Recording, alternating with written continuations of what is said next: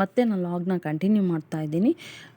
ಶೋರೂಮಿಂದ ಬಂದಮೇಲೆ ನಾವು ಅಲ್ಲಿ ಬೆಂಗಳೂರಲ್ಲಿ ಎಲ್ಲೂ ಹೋಗಲಿಲ್ಲ. ಇಲ್ಲಿ ದಾಬಸ್ಪೇಟೆ ನಿಯರ್ ಒಂದು ಹಳ್ಳಿ ನೆನಪು ಅಂತಿದೆ, ಅಲ್ಲಿ ಹೋಗೋಣ ಅಂದ್ಬಿಟ್ಟು ನಮ್ಮ ಮನೇಲಿ ಹಳ್ಳಿ ನೆನಪಕ್ಕೆ ಕರ್ಕೊಂಡು ಬಂದರು.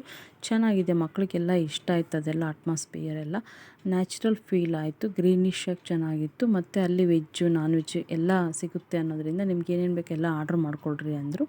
ತುಂಬ ಅಶ್ವರಾಗಿರೋದ್ರಿಂದ ಎಲ್ಲರೂ ಒಂದೊಂದು ಯಾವ್ಯಾವ್ದು ಇಷ್ಟನೋ ಅದೆಲ್ಲ ಆರ್ಡ್ರ್ ಮಾಡಿಕೊಂಡ್ರು. Fish, non veg, chicken masala, ನಾಟಿ ಕೋಳಿ ಸಾರು, ಮಶ್ರೂಮು, ಪನ್ನೀರು, ಹೀಗೆ ಎಲ್ಲರೂ ಅವ್ರಿಗೇನು ಬೇಕೆಲ್ಲ ಚೆನ್ನಾಗಿ ಊಟ ಮಾಡಿಕೊಂಡ್ರು.